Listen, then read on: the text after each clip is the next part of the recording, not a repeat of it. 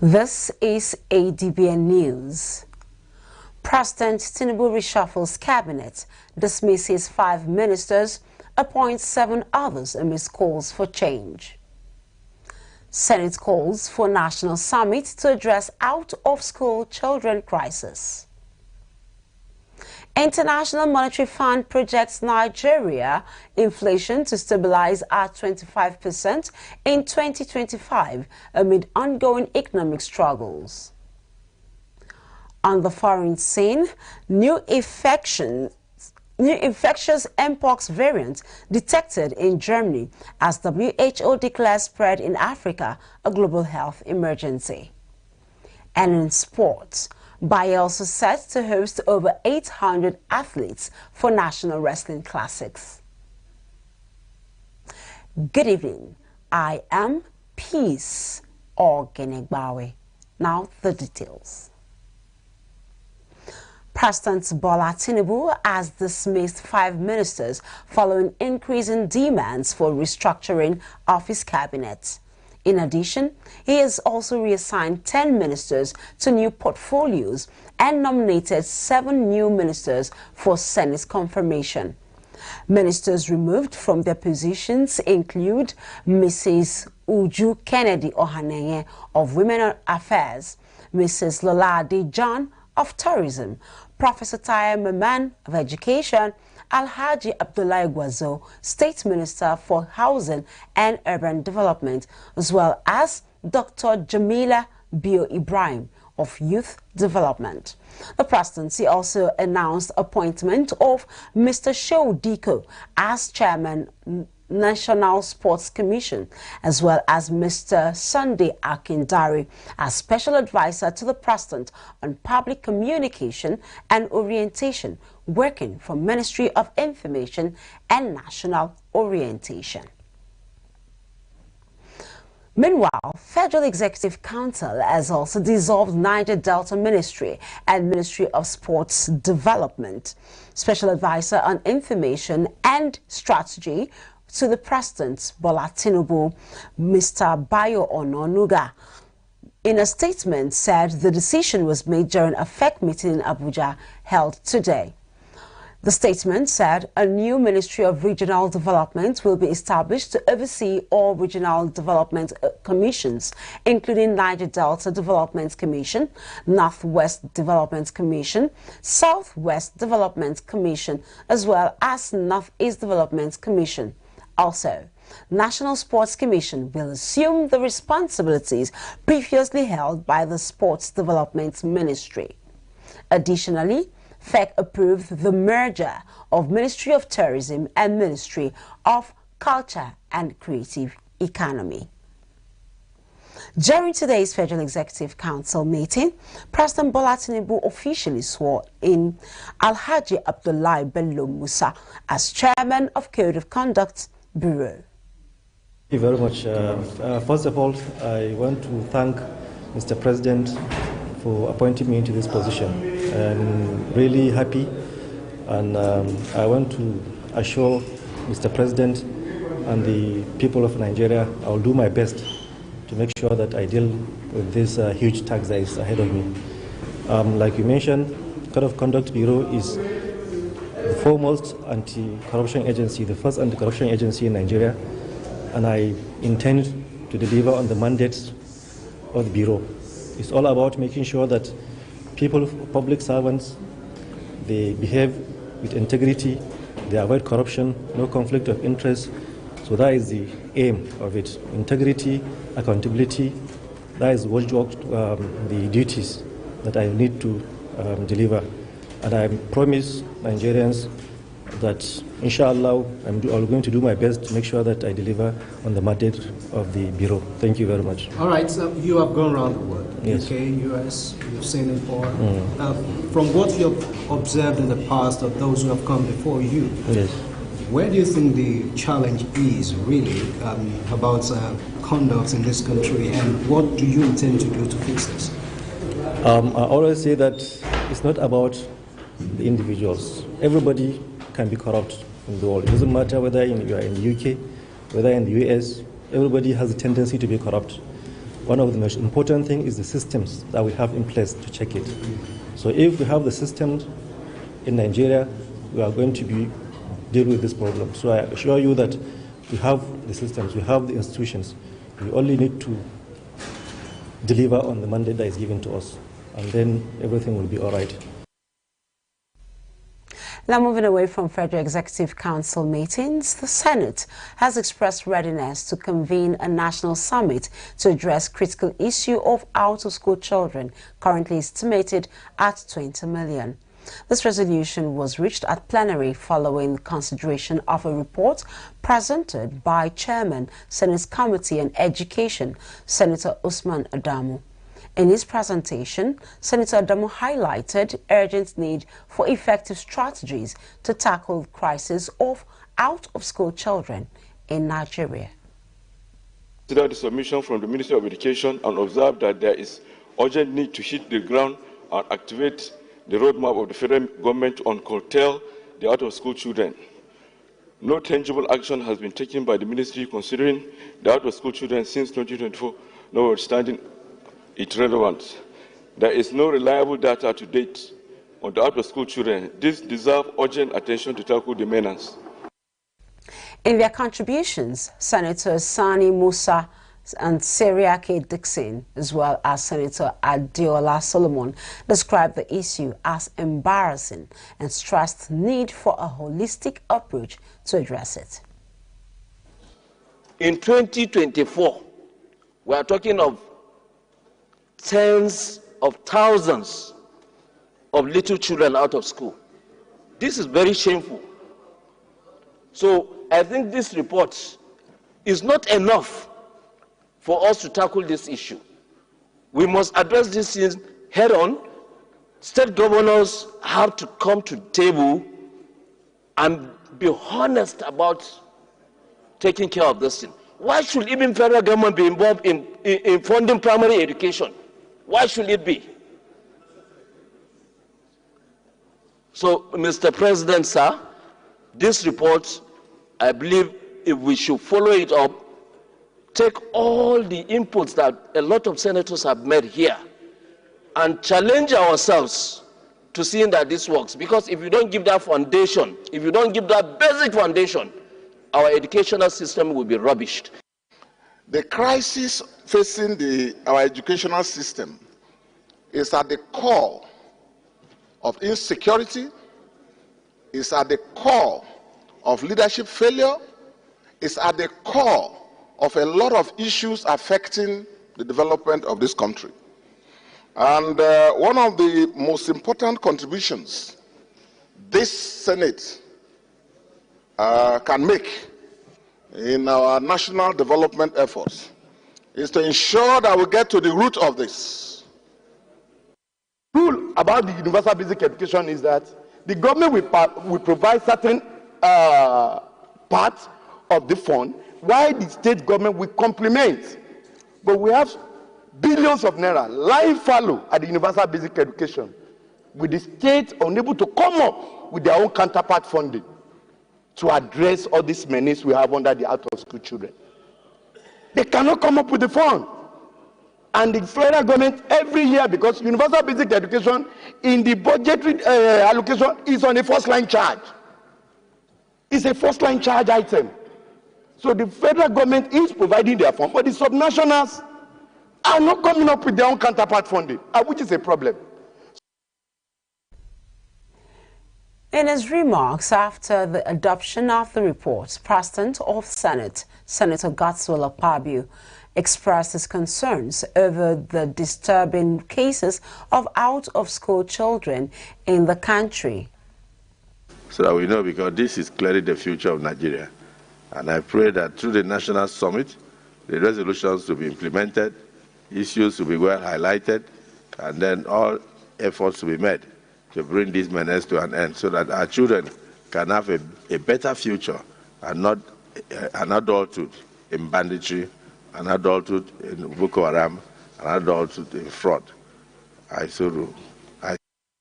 For the National Stakeholders Summit, however, has not yet been fixed.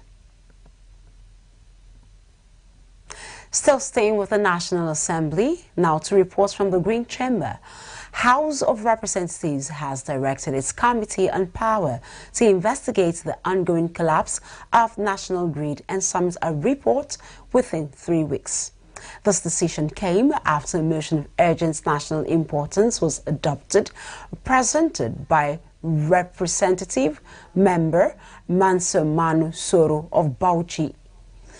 Honorable Soro expressed deep concern over the persistent grid failures which have plunged the nation into darkness and exacerbated the economic hardships faced by Nigerians. He emphasized that reliable power supply is crucial for fostering economic development and growth.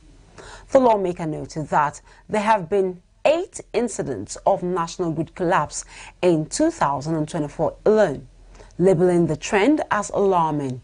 He highlighted that states in the northwest and northeast regions are currently suffering from power outages due to crisis in the power sector, calling for Transmission Company of Nigeria to restore electricity to these areas. Honorable Soro also pointed out the troubling timing of these grid failures occurring despite assurances from the Minister of Power regarding improved electricity supply, which had led to a recent increase in electricity tariffs for Band A customers.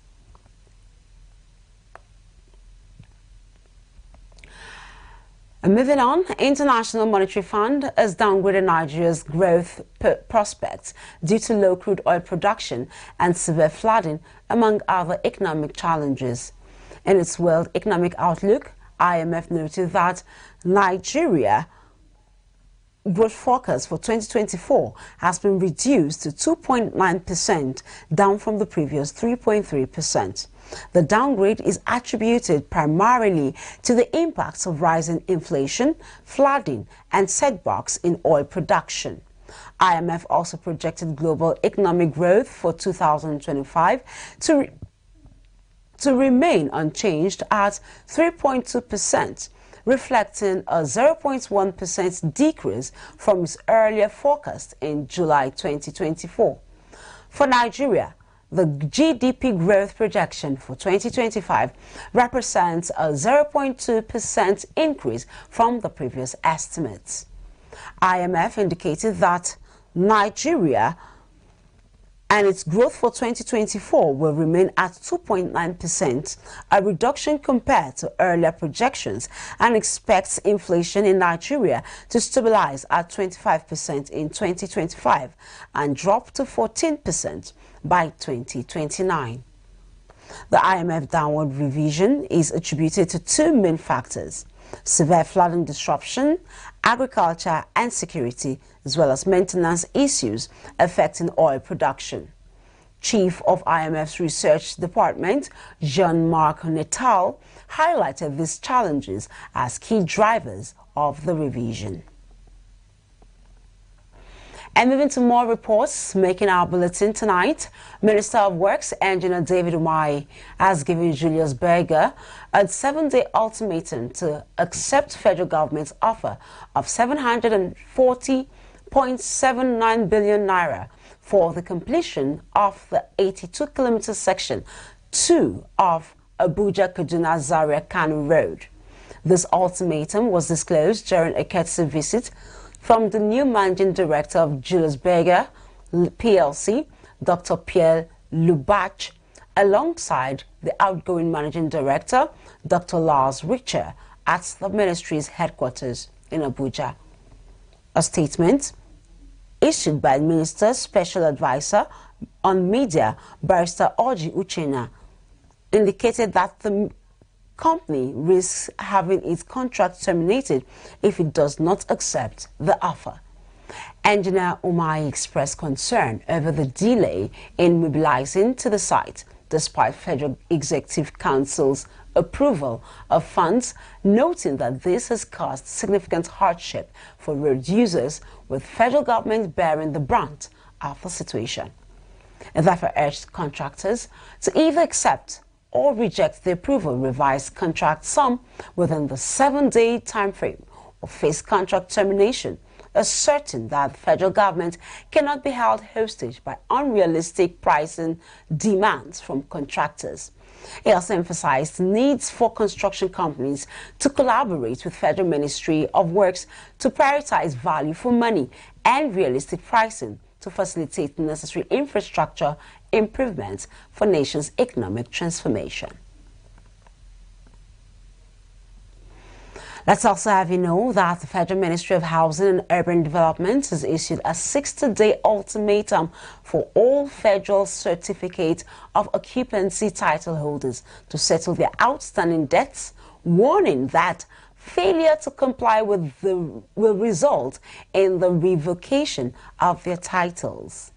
This announcement was made by the Minister, Architect Ahmed Dangiwa, during his address at the 29th Conference of Directors of Lands in Abuja.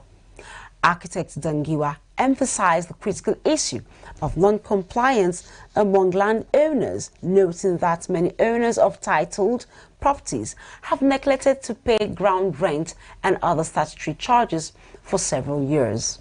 He pointed out that the non-compliance has led to a significant loss of revenue, amounting to trillions of naira for the federal government. He asserted that under the Renew Hope agenda of President Bola Ahmed Tinubu, such losses are unacceptable, as this revenue is essential for implementing the government's initiatives, and also criticized residents' associations that obstruct ministry officials from assessing estates for billing and enforcement, stating that failure to adhere to these requirements will result in appropriate penalties and sanctions. In Nasarawa State, Governor Abdullahi Sule has lauded the state's Geographic Information Service for its dedication to increasing the state's revenue despite a recent fire that damaged key sections of the office. Speaking at the reopening of the Naji's office and the launch of the 2024 Customer Care Week in Lafia, the governor highlighted that since 2019, the state has invested over 2 billion naira in Najis, which has generated over 5 billion naira in revenue.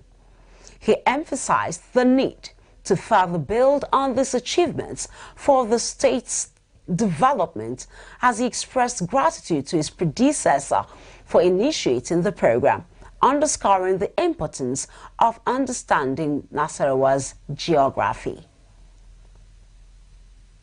It's very important we understand the entire mapping of Nasarawa State, the entire landscape of Nasarawa. Today, you can go into Najis and you can zoom exactly what is happening and for this purpose. It is easy for us to be able to have an idea about how many houses we have in Nasarawa State, how many locations we have, how many free land we have, what kind of development we are taking to so and so place, and do we have opportunities to take such development to those places. It is only with Najis that you will be able to do this. Representing the former governor, Senator Tanko Almakura, immediate past Algon chairman Alhaji Aminu Muazu Meifata commended Governor Sule for continuing with Najis. He also lauded the Director General for his efforts and assured ongoing support for the state's progress. You have done well, not even stopping at that. You provided everything that enabled Najis to reach where they are today. A good commendation should go to the DG too for not failing you in believing in him by allowing him to continue as DG of Najis, for that feat and for sustaining the operations of Najis, which enable Najis to continue to generate revenues in geometric progression. Najis Director General Mr. Sonny Agassi appreciated the governor for his prompt response following the fire incidents, as well as improving the swift renovation of the office. He also highlighted the significance of Customer Service Week and its impact on the public. In their separate remarks, a Najis GIS consultant from Siraj, Mr. Georges Ghanem, noted that the transition in government did not disrupt this institution and stressed the importance of having a robust backup system in case of disasters. Additionally, the Emir of Nasarawa and former Najis projects manager Alhaji Ibrahim Usman highlighted the sharp rise in revenue generation since Najis was established. Now we are going to starting the backup on the cloud. So we directly ordered from the US the latest equipment, Sophos and NAS, just to enable us to start within 1 month backing both sites on the cloud. And for a third line of protection, we can use also a server in the government house which will connect to the cloud, and we have this data everywhere. So this is about the data and how we are planning to fix this problem and prevent. And I will assure you that the data is okay, and I will assure you that Nagis is the first to implement this in Nigeria. Today we are talking about revenue generation from land information services. I recall 12 years back when we took off in June 2012, the revenue base from land administration from the ministry was just about 30 million naira annually. But I know that we have gone beyond what most people are expecting, and it can only get better. You've heard from the consultant what the new thinking of would not lost any data, because it has been structured in such a way that no matter what happens, the backup will always come to the rescue. Now that we are going to cloud computing, it will get much, much better than what we're having today. Now let's move to Akwa Ibom State, where the governor, Pastor Mweno, has disclosed plans to create a sinking fund within 2025 budget aimed at facilitating intentional savings for unexpected projects and future generations. Speaking during an expanded State Executive Council meeting focused on reviewing the proposed 2025 appropriation estimates, he emphasized that the initiative reflects the state government's dedication to tackling financial challenges. That as part of our budget, the budget department must deliberately create a sinking fund where we'll intentionally begin compulsory savings for the next generation and for projects that we may not foresee immediately. I thank you for your time, and I ask that we all get to work for our people, and you can roll your sleeves, pull your jackets, and know that we're just here to work. Pastor Mweno urged for a more flexible and coordinated approach to budgeting, emphasizing the need for effective allocation of funds to support the administration's priorities.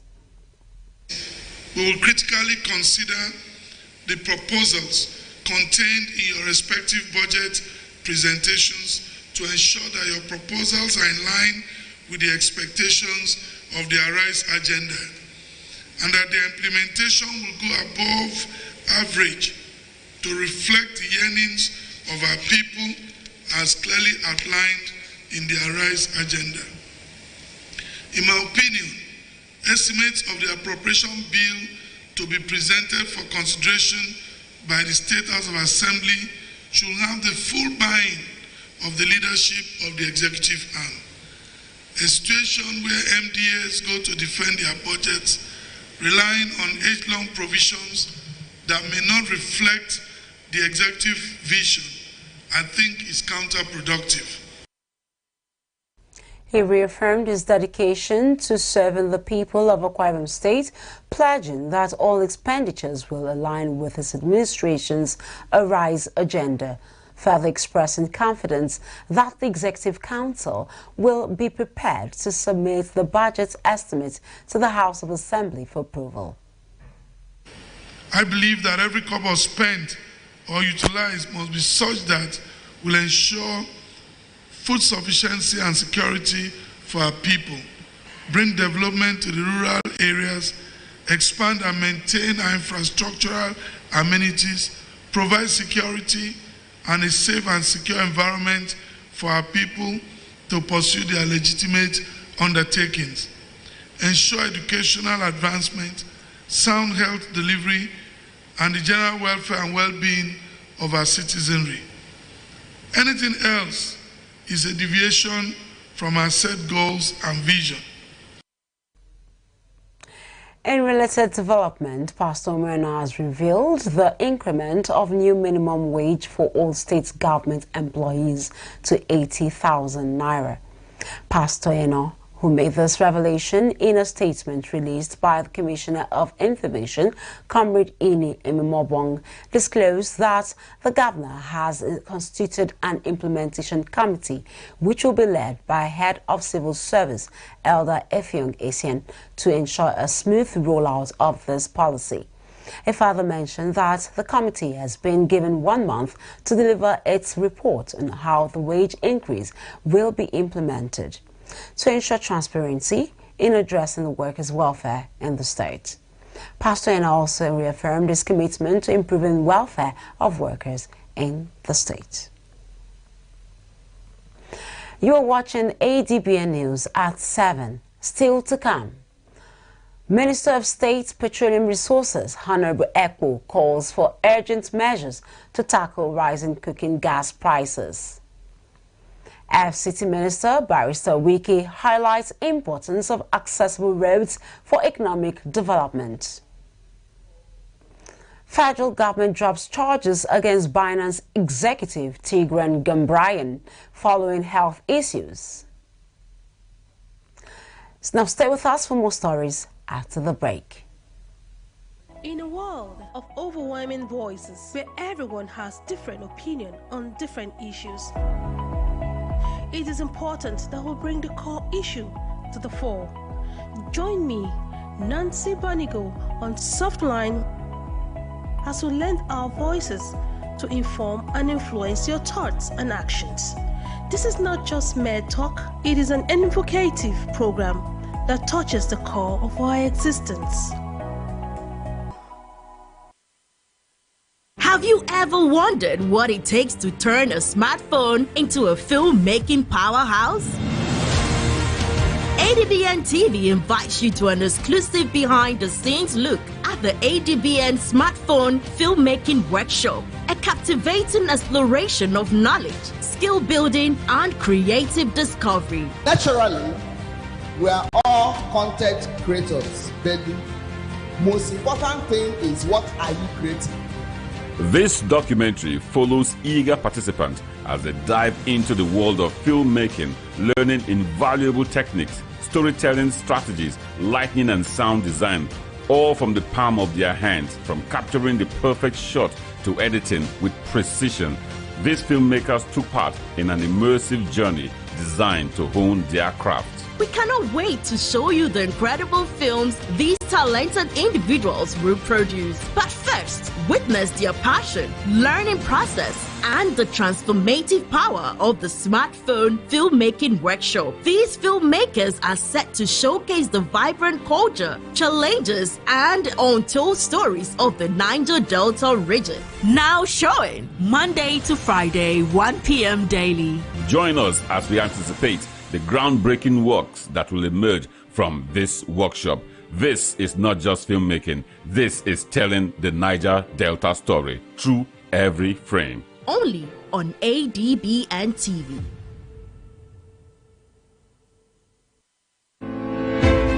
Welcome to the world where innovation meets opportunity, where ideas become empires. This is Market TV.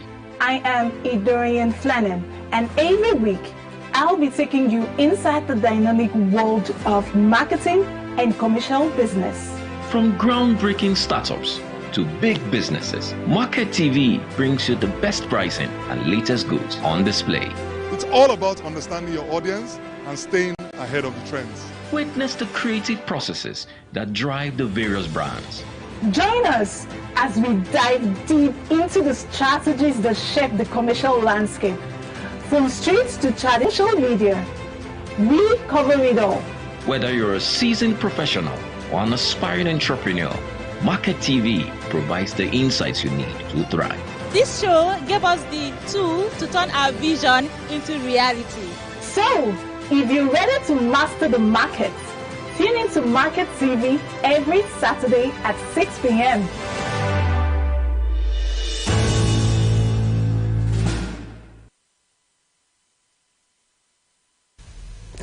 You're welcome back. Minister of State, Petroleum Resources, Gas, Right Honorable Ekperekpe Ekpo, has expressed deep concern over the continuous increase in price of liquefied petroleum gas, popularly known as cooking gas, in the country. Honorable Ekpo stated this during a meeting with stakeholders to address the skyrocketing price and its attendant hardship on Nigerians. To combat this, the gas minister issued the following directives. Recall that in November 2023, I set up a committee headed by the S of NNDPRA to address this issue of escalating price of cooking gas. However, despite our best effort, the price of this essential commodity continues to fluctuate and has risen significantly in the past few weeks, causing more hardship to Nigerians. This undesirable trend cannot be allowed to continue unchecked. Our focus, therefore, should be on the key next step to commence the initiative on a short, medium, and long-term basis. The minister's directives are a step towards addressing inherent challenges and ensuring Nigerians have access to affordable cooking gas. It's my expectation that these deadlines will be met and our people will soon begin to give some relief from the current high cost of cooking gas, which is essential to their well-being, in line with the aspiration of President Tinubu's From Gas to Prosperity, Renewed Hope agenda. Let us also be cognizant of the Yuletide period that is around the corner, as I do not want the masses to be subjected to additional hardship. So please, let's ensure we have a fruitful deliberation towards achieving the above. Thank you. God bless the Federal Republic of Nigeria. Recall that in a move to tackle soaring price of cooking gas, the gas minister had established a high-level committee in November 2023, led by the authority chief executive of the Nigerian Midstream Downstream Petroleum Regulatory Authority, Mr. Farouk Ahmed, and comprising key stakeholders in the LPG value chain. However, despite this effort to address the issue, prices have continued to fluctuate, recently soaring to as high as 1,500 naira from an average of 1,100 to 1,250 naira per kilogram. And now let's come to the FCT, where the Minister of Federal Capital Territory, Barrister Nyesom Wike, has emphasized the importance of accessible road network in driving economic development and fostering national growth. The minister made this statement during the official flag-off ceremony for the construction of access road from arterial N11 to Judges' Quarters in Katampe District. Barrister Wike highlighted that his administration is committed to providing basic infrastructure aimed at improving standard of living for residents of the FCT. Our FCT correspondent Naomi O'Leary completes the story. Minister of the Federal Capital Territory, Barrister Nyesom Wike, stressed that a good road network is essential for boosting economic activities and nation building. We will not rest and to see that all the districts are all connected with good roads. It is very, very important that one thing that makes a city clear is good roads, good network of roads. It makes a city very clear. And as I can say, because people know that this road has been awarded, I can tell you that if you want to go and buy land now, it has skyrocketed more than 500%. That is what good roads can do. There are a lot of economic activities that will go on here. So I think that for a city like Abuja, we have no choice but to continue to provide the basic infrastructure like good network of roads. The minister assured contractors that adequate provisions have been made to ensure the timely completion of the project by May 2025. He further stated that payments would be processed promptly once invoices are submitted, ensuring smooth project execution. These roads are very key for us in order to reduce the hardship our people are facing. And that's the mandate Mr. President has given, that every district in Abuja, before we create new districts, the ones that have been created should have the basic infrastructure that cities are supposed to have. The minister also gave assurances to residents that his administration is determined to complete all projects awarded under his tenure before the end of his time in office. Naomi Olewibi, Adbn News. And away from that, Economic and Financial Crimes Commission has emphasized urgent need to tackle corruption head-on, as it significantly undermines the nation's economic growth. Head Media and Publicity, Mr. Dele Oyiwale, in an exclusive interview with our correspondent in Abuja, highlighted this critical issue. Our Adbn correspondent, Fumilola Adeyemi, has details. 16 governors are currently in court contesting the legality of the Economic and Financial Crimes Commission. Although EFCC's Director of Public Affairs, Mr. Wilson Wajire, has earlier defended the agency, asserting that without the Anti-Graft Commission, Nigeria could face severe repercussion from corruption. The head, Media and Publicity, Mr. Dele Oyiwale, emphasized the necessity of a collective effort in the fight against corruption. Corruption is real, and we must confront it.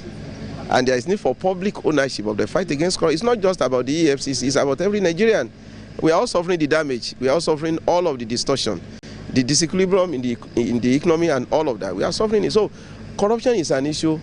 We need to tackle it frantically, and we need to tackle it frontally. Nobody can deny that. Mr. Oyiwale also addressed the ongoing issues surrounding former governor of Kogi State, Alhaji Yahaya Bello. The courts have summoned him about 7 times. The EFCC sent invitation to him. The EFCC declared him wanted. So if the public is saying that, oh, the EFCC has not been able to arrest him, the EFCC has not been able to do that, what of the court summon that he did not honor?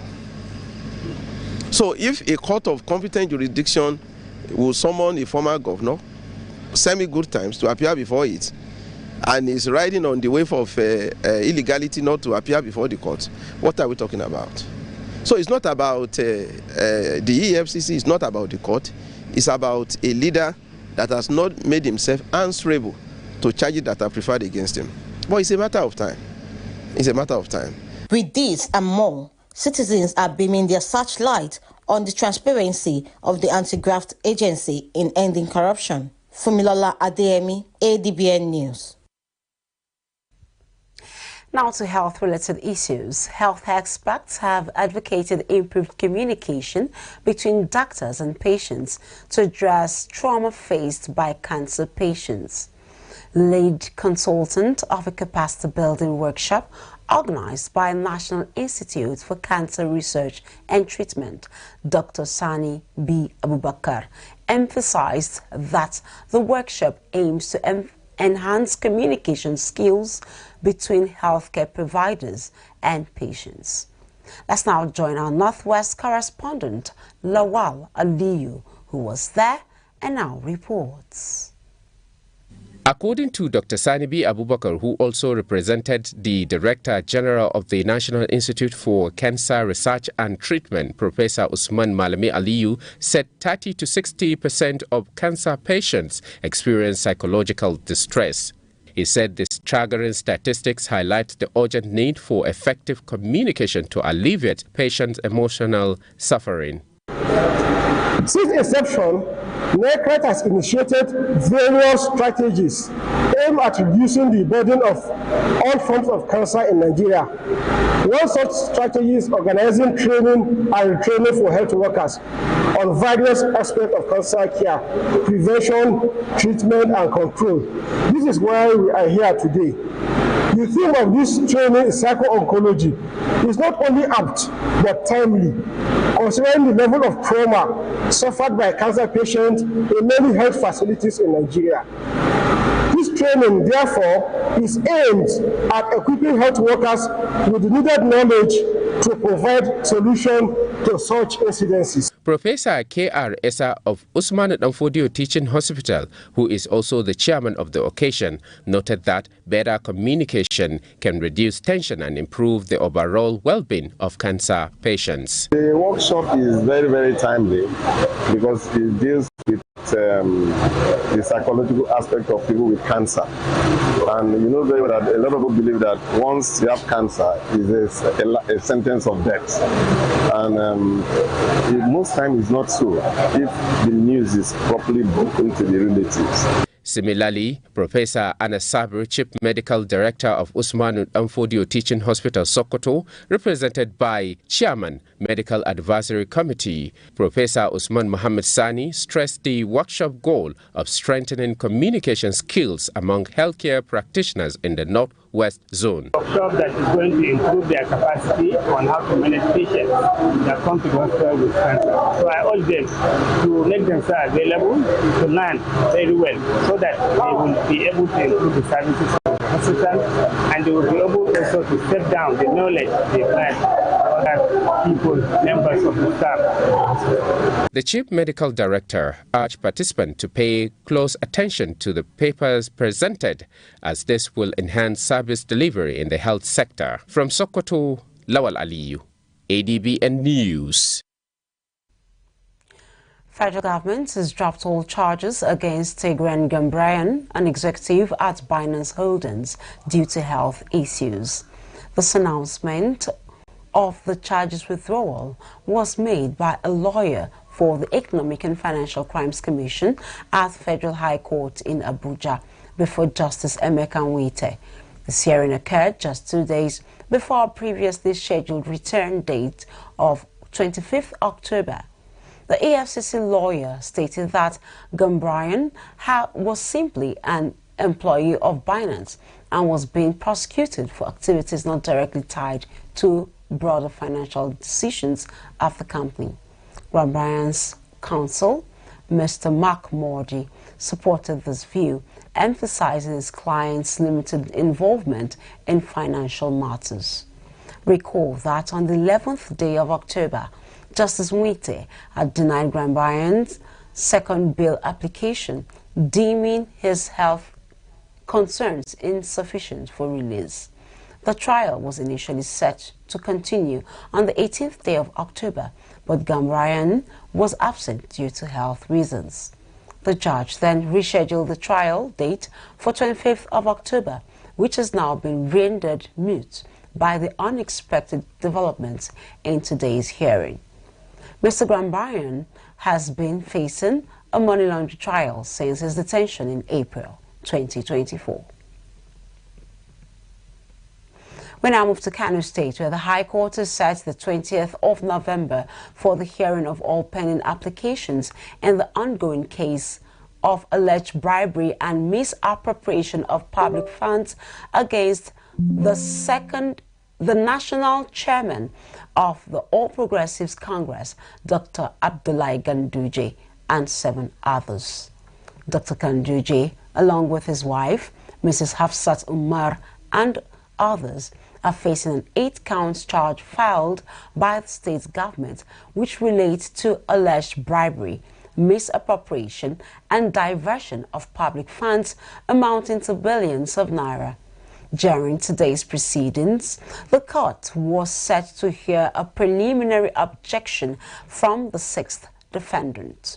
Counsel for the plaintiff, Mr. Adiola Adedikpe, SAN, expressed readiness to proceed, noting that a witness had traveled from Lagos to attend the hearing. However, counsel for the 1st, 2nd, and 4th defendants, Mr. Ofyang, stated that they had not received essential documents, including the plaintiff's counter affidavit and the preliminary objection, and requested an adjournment to review the filings. Justice Amina Adamu Aliyu emphasized importance of proper document service, overruling the plaintiff's request to proceed immediately. The judge then adjourned the case until the 20th day of November to address all pending applications. The case is drawing significant attention due to the high-profile nature of the defendants, particularly Dr. Ganduje, as APC's national chairman.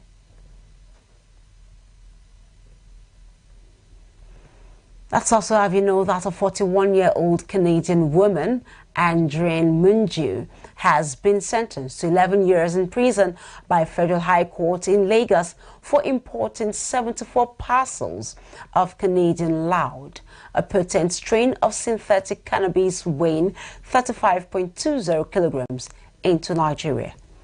Munju was convicted after being arraigned on 2 counts before Justice Dende Dikpeolu following her arrest at Murtala Mohammed International Airport on the 3rd of October 2024 during the clearance of passengers arriving on a KLM flight.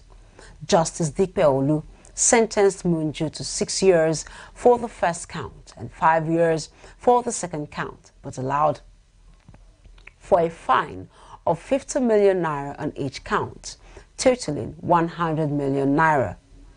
National Drug Law Enforcement Agency confirmed that Munju's actions violated sections of NDLEA Act, and evidence presented in court included the drugs, a Canadian passport, and confessional statements.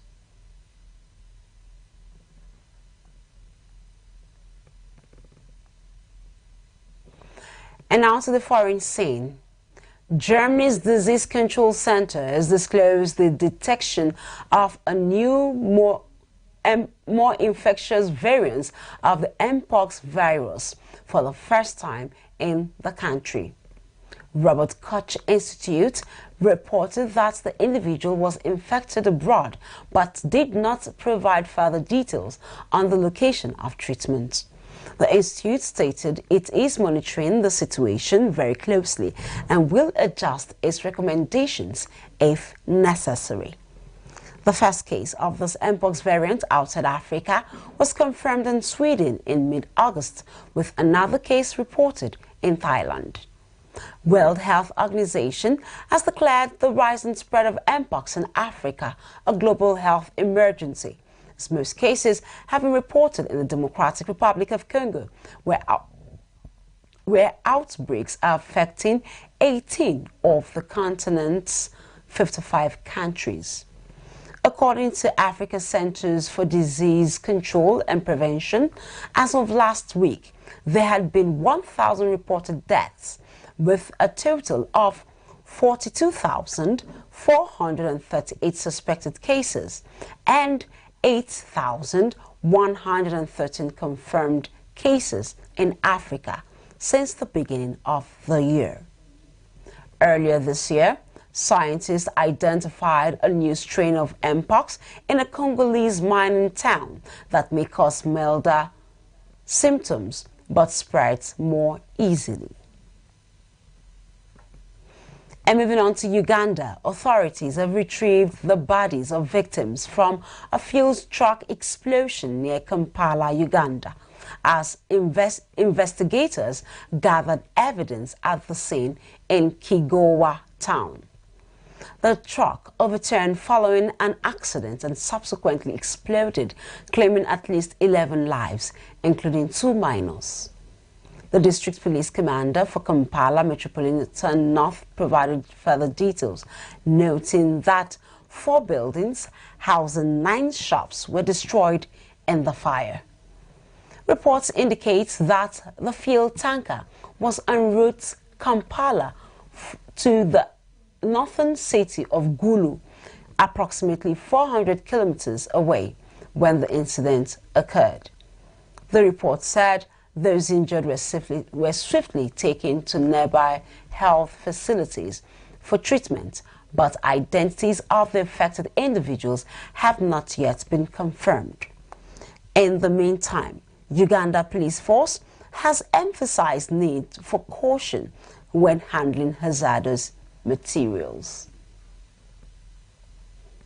And now moving to sport news. Over 800 athletes from across Nigeria, are gearing up to converge in Bayelsa State for the highly anticipated 3rd edition of Governor Doye Diri National Wrestling Classics, slated to take place from 5th November to 9th November 2024. Speaking at a conference in Yenagwa, President of Nigeria Wrestling Federation, Mr. Daniel Igali, confirmed that preparations are in full swing and expressed excitement for the tournament's growth. Yes, the report. Ongoing trials at the Samson Siasa Sports Complex in Yenagwa are setting the stage for what is expected to be an expected competition this year. For the first time, 5 new junior and cadet weighing categories will be introduced. President of the Nigerian Wrestling Federation, Daniel Igali, emphasized the significance of the expansion and highlighted the tournament's role in promoting wrestling as one of Nigeria's key sports. We're expecting to host over 800 athletes and over 200 officials in the 1-week fiesta in Yenagwa. And we believe that this is, without a doubt, going to be one of our better organized national wrestling classics. Looking at the enthusiasm, looking at the level of interest from different participants, and also viewing the background from where we are coming, and that is the fact that we didn't do as well at the Olympics, and we want to start off almost right away. The Director of Sports for Bayelsa State, Braveman Wudu, underscores the state's commitment to hosting a successful event, noting that new talents are expected to emerge from the tournament. 1 is a basis for assessment. 2 is also a basis of, nurturing talent, because the competition cuts across all categories, from the cadet to the intermediate to the senior. The event is expected to draw top sport officials and dignitaries nationwide, as Bayelsa State continues to position itself as a leading hub for wrestling development in Nigeria. Du Bois Reed, Adbn News. Now bringing you more reports from the sports desk. Former 2nd Vice President of Nigeria Football Federation, Malam Shehu Diko, has been appointed Chairman of National Sports Commission, which will now replace Ministry of Sports Development. Malam Diko, who previously led the league management company, brings extensive experience in the sports sector to his new role. His career in Nigerian football administration began in 2004 when he served as FIFA Goal Project Manager for the country.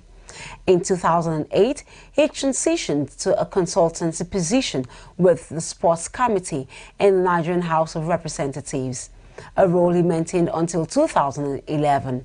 During this period, Malam Diko was instrumental to drafting National Sports Commission Bill in the National Assembly, marking a significant contribution to sports governance in Nigeria. And that's it on Adbn TV News at 7. Remember to watch us live on DSTV channel 258, Star Times at channel 140, Avo TV app, Limix World TV app, and Niger TV app. For more stories, visit our website on www.adbntv.com. You can also watch us live from every part of the world by logging on to www.adbntv.com/live. I am Peace Ogenegbawe.